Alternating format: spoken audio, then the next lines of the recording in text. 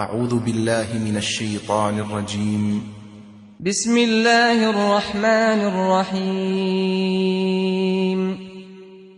الحمد لله الذي أنزل على عبده الكتاب ولم يجعل له عوجا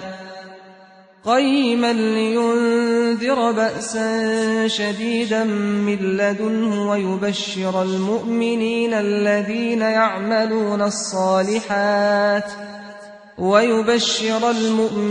الذين يعملون الصالحات أن لهم أجرا حسنا ماكثين فيه أبدا وينذر الذين قالوا اتخذ الله ولدا ما لهم به من علم ولا لآبائهم كبرت كلمة تخرج من أفواههم إن يقولون إلا كذبا فلعلك باخع نفسك على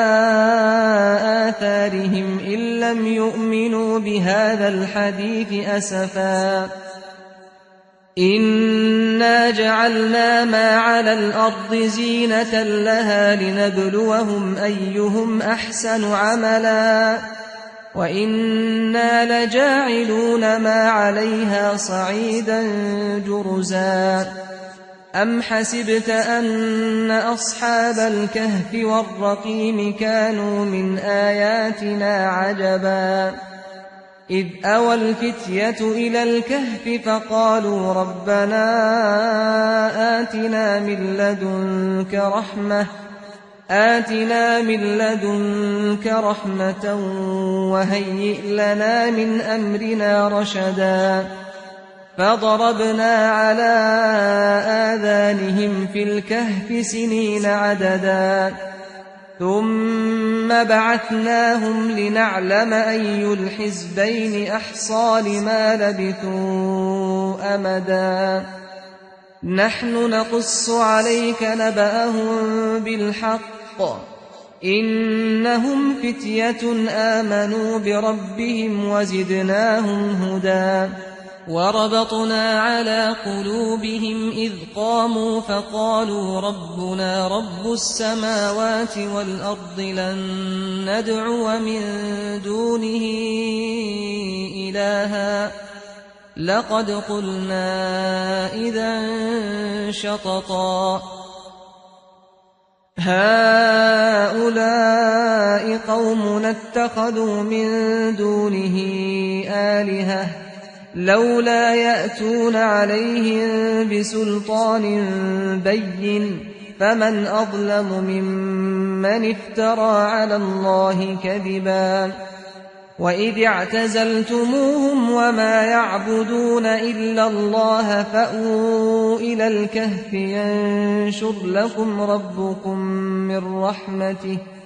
ينشر لكم ربكم من رحمته ويهيئ لكم من أمركم مرفقا وترى الشمس إذا طلعت تزاور عن كهفهم ذات اليمين وإذا غربت تقرضهم ذات الشمال وهم في فجوة منه ذلك من آيات الله من يهد الله فهو المهتد ومن يضلل فلن تجد له وليا مرشدا وتحسبهم أيقاظا وهم رقود ونقلبهم ذات اليمين وذات الشمال وكلبهم باسط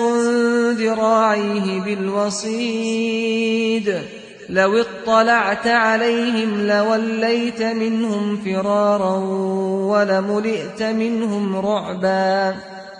وكذلك بعثناهم ليتساءلوا بينهم قال قائل منهم كم لبثتم قالوا لبثنا يوما أو بعض يوم قالوا ربكم أعلم بما لبثتم فابعثوا أحدكم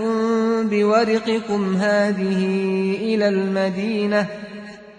إلى المدينة فلينظر أيها أزكى طعاما فليأتكم برزق منه وليتلطف ولا يشعرن بكم أحدا إنهم إن يظهروا عليكم يرجموكم أو يعيدوكم في ملتهم ولن تفلحوا إذا أبدا وكذلك أعثرنا عليهم ليعلموا أن وعد الله حق وأن الساعة لا ريب فيها إذ يتنازعون بينهم أمرهم فقالوا ابنوا عليهم بنيانا ربهم أعلم بهم قال الذين غلبوا على أمرهم لنتخذن عليهم مسجدا سيقولون 3 رابعهم كلبهم ويقولون 5 سادسهم كلبهم رجما بالغيب ويقولون 7 وثامنهم كلبهم قل ربي أعلم بعدتهم ما يعلمهم إلا قليل فلا تمار فيهم إلا مراء ظاهرا ولا تستفت فيهم منهم أحدا ولا تقولن لشيء إني فاعل ذلك غدا إلا أن يشاء الله واذكر ربك إذا نسيت وقل عسى أن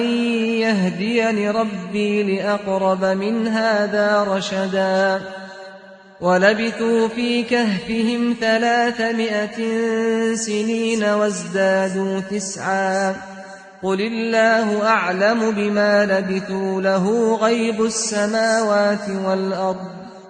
أبصر به وأسمع ما لهم من دونه من ولي ولا يشرك في حكمه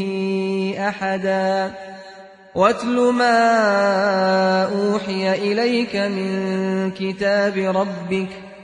لا مبدل لكلماته ولن تجد من دونه ملتحدا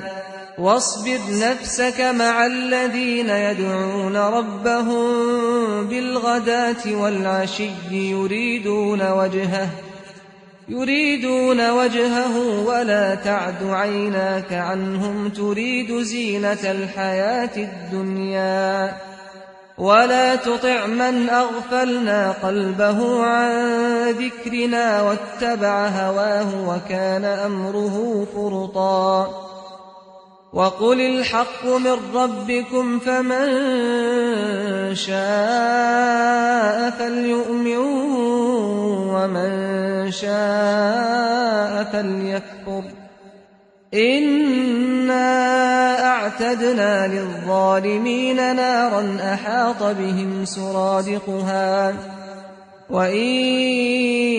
يستغيثوا يغاثوا بماء كالمهل يشوي الوجوه بئس الشراب وساءت مرتفقا إن الذين آمنوا وعملوا الصالحات إنا لا نضيع أجر من أحسن عملا أولئك لهم جنات عدن تجري من تحتهم الأنهار يحلون فيها من أساور من ذهب ويلبسون ويلبسون ثيابا خضرا من سندس واستبرق متكئين فيها على الأرائك نعم الثواب وحسنت مرتفقا واضرب لهم مثل الرجلين جعلنا لأحدهما جنتين من أعناب وحففناهما بنخل وجعلنا بينهما زرعا كلتا الجنتين آتت أكلها ولم تظلم منه شيئا وفجرنا خلالهما نهرا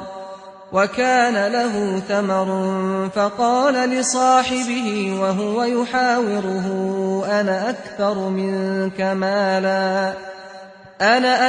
منك مالا وأعز نفرا ودخل جنته وهو ظالم لنفسه قال ما أظن أن تبيد هذه أبدا وما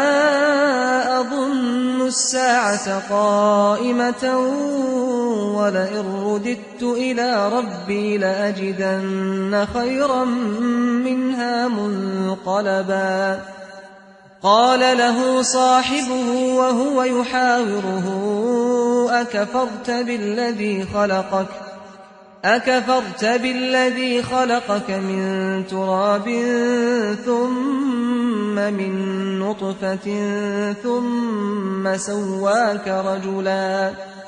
لكن هو الله ربي ولا أشرك بربي أحدا ولولا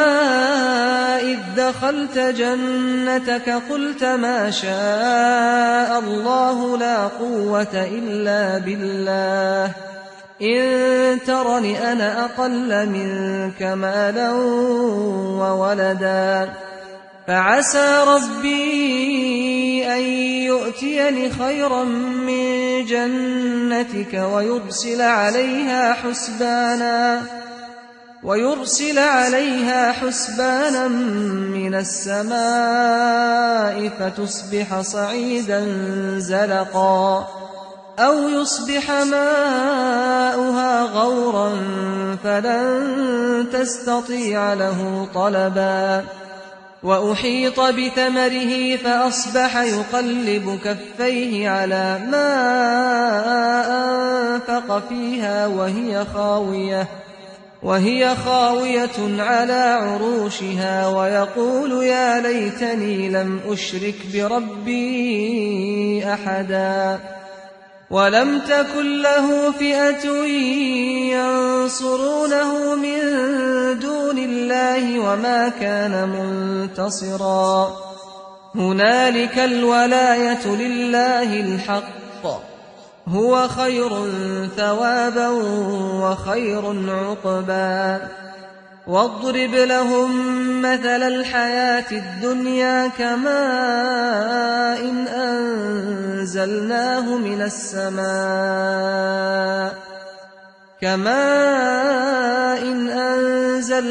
من السماء فاختلط به نبات الأرض فأصبح هشيما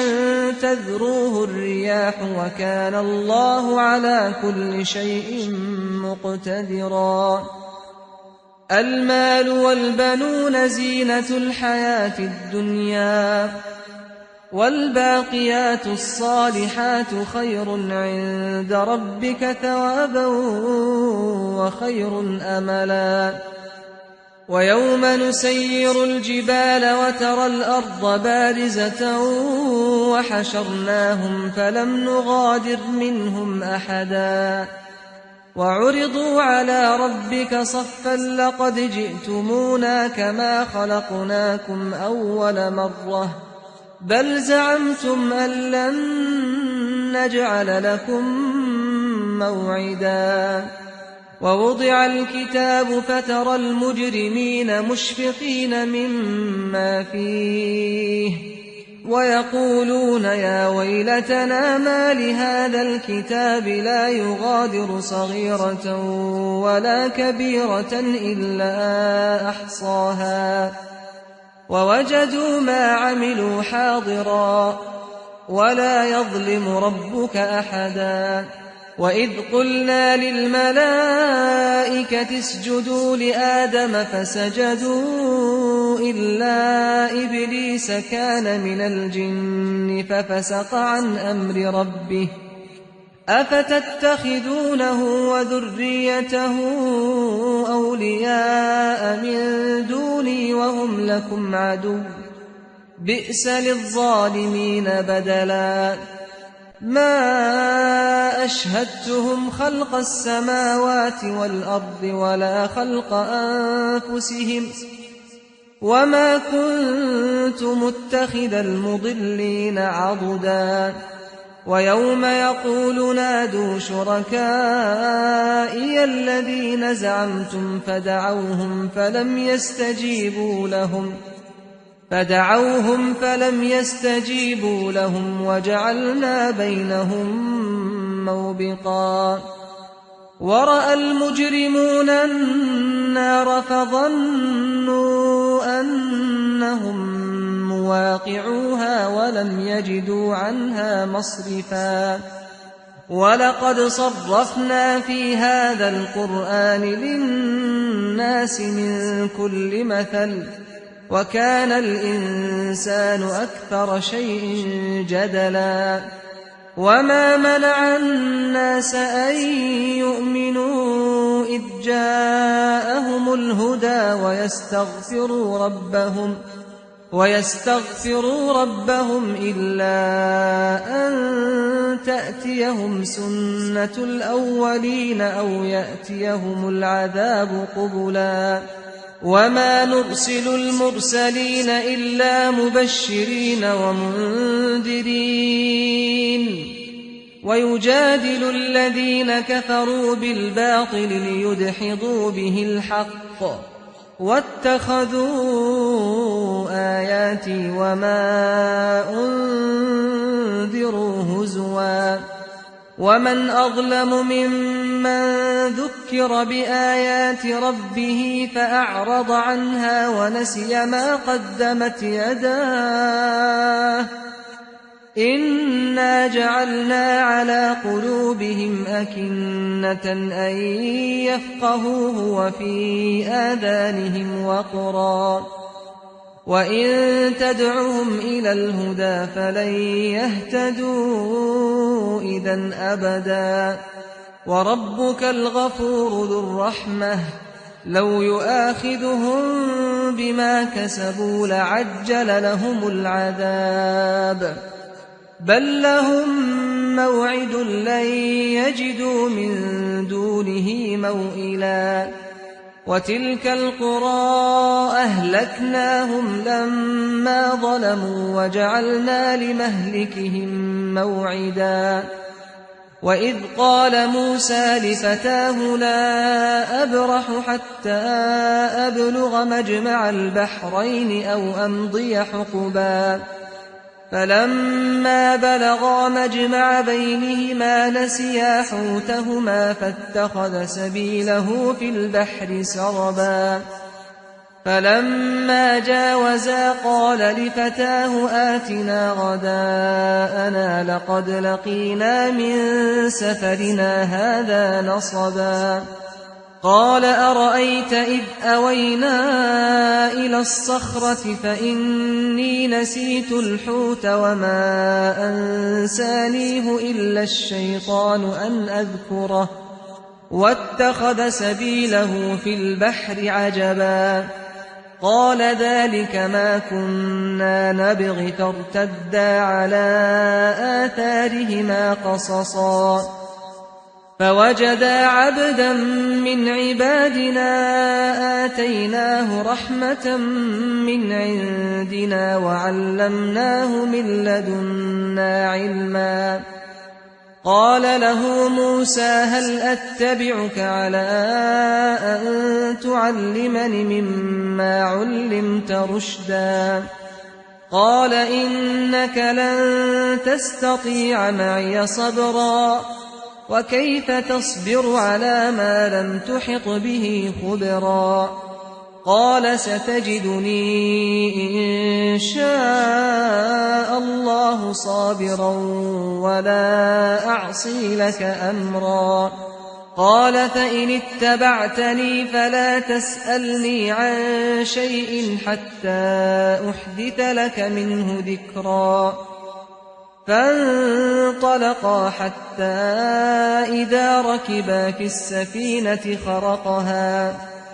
قال أخرقتها لتغرق أهلها لقد جئت شيئا إمرا قال ألم أقل إنك لن تستطيع معي صبرا قال لا تؤاخذني بما نسيت ولا ترهقني من أمري عسرا فانطلقا حتى إذا لقيا غلاما فقتله قال أقتلت نفسا زكية بغير نفس لقد جئت شيئا نكرا قال ألم أقل لك إنك لن تستطيع معي صبرا قال إن سألتك عن شيء بعدها فلا تصاحبني قد بلغت من لدني عذرا فانطلقا حتى إذا أتيا أهل قرية استطعما أهلها فأبوا أن يضيفوهما فوجدا فيها جدارا يريد أن ينقض فأقامه قال لو شئت لاتخذت عليه أجرا قال هذا فراق بيني وبينك سأنبئك بتأويل ما لم تستطع عليه صبرا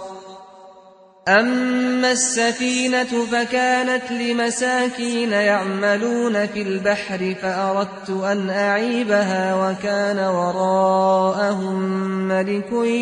يأخذ كل سفينة غصبا وأما الغلام فكان أبواه مؤمنين فخشينا أن يرهقهما طغيانا وكفرا فأردنا أن يبدلهما ربهما خيرا منه زكاة وأقرب رحما وأما الجدار فكان لغلامين يتيمين في المدينة وكان تحته كنز لهما وكان أبوهما صالحا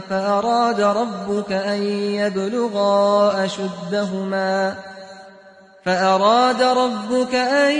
يبلغا أشدهما ويستخرجا كنزهما رحمة من ربك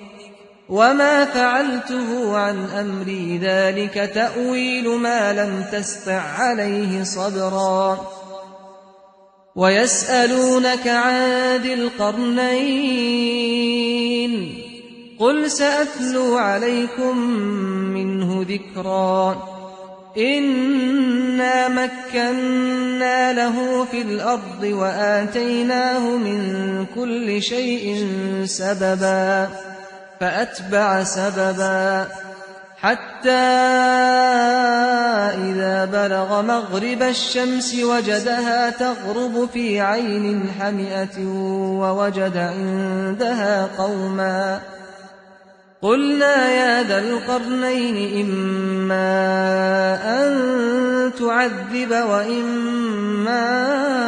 أن تتخذ فيهم حسنا قال أما من ظلم فسوف نعذبه ثم يرد إلى ربه فيعذبه عذابا نكرا وأما من آمن وعمل صالحا فله جزاء الحسنى وسنقول له من أمرنا يسرا ثم أتبع سببا حتى إذا بلغ مطلع الشمس وجدها تطلع على قوم لم نجعل لهم من دونها سترا كذلك وقد أحطنا بما لديه خبرا ثم أتبع سببا حتى إذا بلغ بين السدين وجد من دونهما قوما لا يكادون يفقهون قولا قالوا يا ذا القرنين إن يأجوج ومأجوج مفسدون في الأرض فهل نجعل لك خرجا على أن تجعل بيننا وبينهم سدا قال ما مكني فيه ربي خير فأعينوني بقوة أجعل بينكم وبينهم ردما آتوني زبر الحديد حتى إذا ساوى بين الصدفين قال انفخوا حتى إذا جعله نارا قال آتوني أفرغ عليه قطرا فما استطاعوا أن يظهروه وما استطاعوا له نقبا قال هذا رحمة من ربي فإذا جاء وعد ربي جعله دكاء وكان وعد ربي حقا وتركنا بعضهم يومئذ يموج في بعض ونفخ في الصور فجمعناهم جمعا وعرضنا جهنم يومئذ للكافرين عرضا الذين كانت أعينهم في غطاء عن ذكري وكانوا لا يستطيعون سمعا أفحسب الذين كفروا أن يتخذوا عبادي من دوني أولياء إنا أعتدنا جهنم للكافرين نزلا قل هل ننبئكم بالأخسرين أعمالا الذين ضل سعيهم في الحياة الدنيا وهم يحسبون أنهم يحسنون صنعا أولئك الذين كفروا بآيات ربهم ولقائه فحبطت أعمالهم فلا نقيم لهم يوم القيامة وزنا ذلك جزاؤهم جهنم بما كفروا واتخذوا آياتي ورسلي هزوا إن الذين آمنوا وعملوا الصالحات كانت لهم جنات الفردوس نزلا خالدين فيها لا يبغون عنها حولا قل لو كان البحر مدادا لكلمات ربي لنفد البحر قبل أن تنفد كلمات ربي ولو جئنا بمثله مددا قل إنما أنا بشر مثلكم يوحى إلي أنما إلهكم إله واحد فمن كان يرجو لقاء ربه فليعمل عملا صالحا ولا يشرك بعبادة ربه أحدا